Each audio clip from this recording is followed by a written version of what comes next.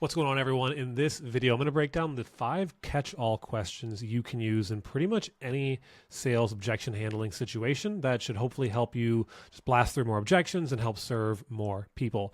For those who are new to the channel, my name is Brian Downard. I'm one of the partners at Prospecting on Demand, where we have installed our system into over 1,000 agencies and have been fortunate enough to do about $6.5 million in our consulting agency over the past few years serving our community.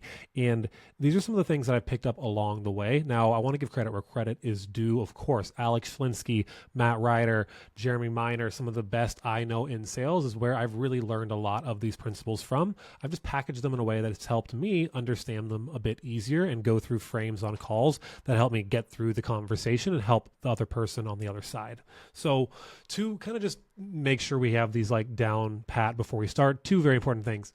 One, your offer actually has to help people and make a difference. It can't just be snake oil. It actually has to serve, and you need to be acting with integrity on these calls. I think that goes without saying.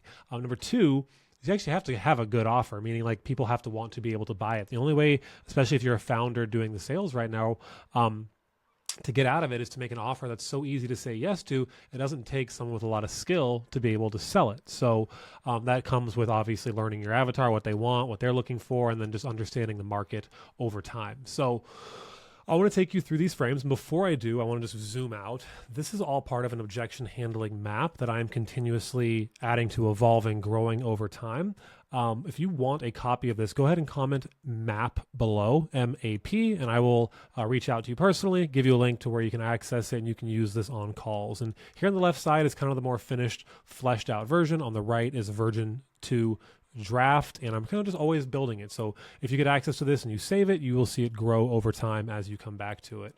And what I wanted to do for myself, because memorizing the frames, the steps for each of the objections is helpful, but you're never going to be able to just read this on a call, right? It's too much. There's too many moving parts on a call where you have to be listening actively to that person. And so what I try and do is simplify it and boil it down to these 5 catch-all questions. Now, to be transparent, the one that this likely will not work with is the partner objection, not the spouse. It will work if like, hey, I need to talk to my wife, I need to talk to my husband. It can work there. It's not going to work for a business partner objection. That's going to require a different kind of framework to go through that we have covered in other videos. So go check those out on the channel. And let's just kind of dive into the overall structure before I give you a couple of role play examples and explain it as I go along. So first thing we always want to do after we make the offer is we want to actually ask for the sale. So you get through the offer, you're like, hey, so what do you feel most compatible with? And I guess like, would it make sense to explore moving forward, or do you need more clarity first? Now we open up the conversation to what their concerns potentially are. They might open up with, I need to think about it. It's a lot of money. It's too expensive. I want to do it myself. I want to just wait a while. I have to wait for this deal to close. And it could literally say anything. And you would just sidestep that by basically saying, yeah, hey, all good. But like that aside, do you feel like it's something that you would do and would get you where you want to go? Okay, why? And then make them explain it. Second piece here, this works pretty much again for all objections where they think the problem or like their objection is the problem, right? Not having the money, not having the time, being, in a place where they think they can do it themselves. Like those aren't the real problems. They're a symptom of a much bigger problem that we need to help them realize is what the core thing they need to solve to have this be a non-recurring issue for themselves, and then digging into why. So no sales process is going to ever be complete without exploring consequence questions with the person you're speaking with. And what this looks like is genuinely coming from a place of empathy and having a concerned tonality when you're asking these questions. So they're actually open to telling you the real thing and the real consequences of their inaction or their decisions. And so again, what I typically like the easiest ones to go in terms of like things people blame is waiting for the perfect time, blaming outside circumstances, or staying inside their comfort zone. And those, again, can be kind of a catch-all for almost any objection. And then posing the question to them, what if they keep doing what they've been doing? Like, where does that lead them? And are they going to let that happen?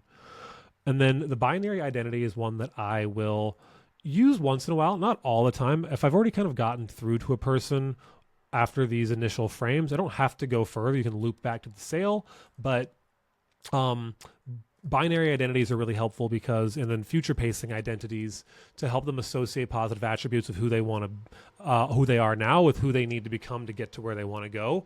And this persona A, persona B is a really good example of like, what Alex Hormozy calls putting a straw man out in the field. You can kind of throw rocks at that straw man and have a hard conversation about the person you're speaking with, but with a hypothetical avatar, figurine, whatever you want to call that, right?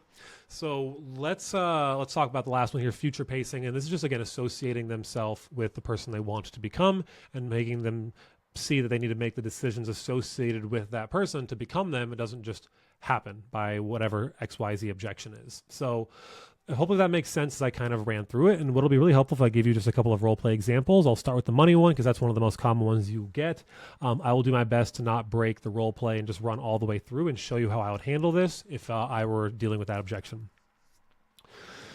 Hey, yeah, all good, Brian. Like, I totally get it, right? From where you are right now, I could see why you might feel like this is a lot of money. But that aside, if you had the money, would you do this? And do you feel like it can get you closer to your goals? Okay, well, why?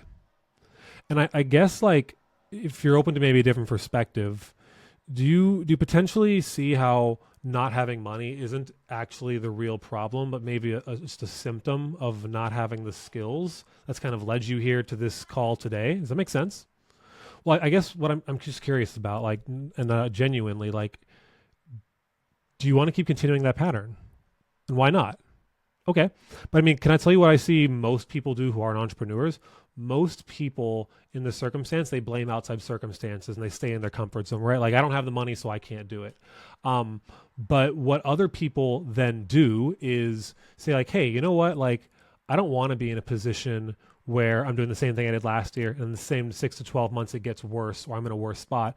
But person B actually gets resourceful. What they do is they put themselves in a position where they can go leverage no interest credit cards, low interest loans, asking for the money when they know it's important enough to get to them the outcome that they want. So I guess I got to ask, like, are you committed to doing this? Okay, well, why? Why are you committed to getting this outcome and getting that $20,000 a month for your family?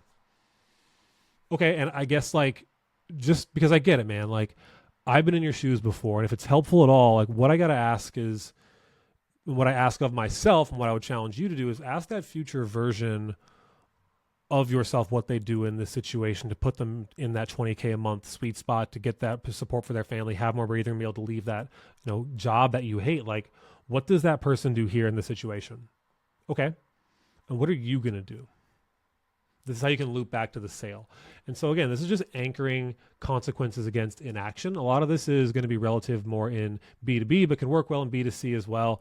And one of the catch-alls I have down here as well, if they're still just not coming around full circle, these are more examples of consequence questions. But this is like one of my other favorite catch-alls where it's like, how can I communicate to you that, you know, you might be making a mistake without you getting upset with me? Because I'm concerned because you already shared with me XYZ thing happens if you don't do anything about this. So why continue to fall into these same patterns that you told me got you here in the first place? This is the accountability you asked for when you entrusted me to have this conversation and show you what's right for you. So again, I'm paraphrasing because every call is going to be a bit different. You always want to riff. You're not going to always read it exactly as is. You need to attach the things they actually said, their goals, their consequences to these conversational frames. But hopefully this gives you guys a leg up in sales conversations. Don't just roll over. Very often, you know, and as an example that I need to think about an objection is just a smokescreen for money or uncertainty. And so these help you kind of uncover that as you go through it. But at the end of the day too, like, delay or wanting to DIY could fall into the same pattern of like, yeah, hey, all good. Like, that aside though, do you feel like this is something you want to do? Okay, why? Are you open to maybe a different perspective on that? You know, it's not just this 30-minute conversation that you need to think about.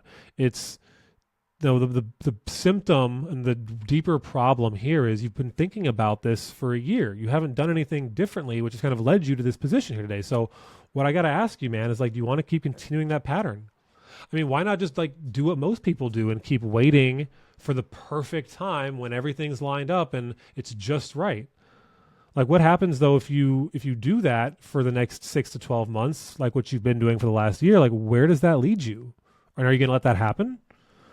Because what I typically see here is the person who's going to always wait for the perfect moment, and they're going to say like, oh, well, once I have free time, right? But everyone's got 24 hours in the day. It's not having more time. It's spending that time wisely. So what we got to do for you personally is remove 90% of the things that aren't serving you to make room for where you can actually do less and get better outcomes. Like, would you be open to that? Isn't that what you want?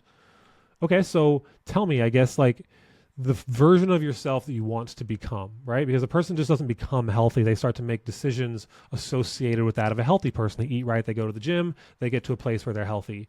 And if you want to, it's the same thing with money. If you want to be in a place where you have the money that you want, and you have the freedom and the lifestyle for your family that you said you deserve, what does that person do who already has that in this situation to put themselves in a position to get where they want to go? Okay, and what are you going to do? This is, again, helping them weigh the consequences of their inaction, indecision, and frankly, again, the key here, and if you only take one thing away from this video, thank you for hanging out this long. If you've liked this content, subscribe to the channel and hit that like button for me. It helps a lot, reaches new people. And, if you want that objection handling map, the full thing, just comment map below. But the thing that you want to always remember in sales is it is your job to explain away the beliefs that do not serve them and help them eliminate and challenge those beliefs and hold them accountable to what they actually want to become, because everything in their human brain is going to be screaming at them to stay the same, stay in their comfort zone, wait for the perfect time, don't do this yet. And you have to help them break that decision-making pattern to get them where they want to go. Hopefully you guys like this. See you in the next one.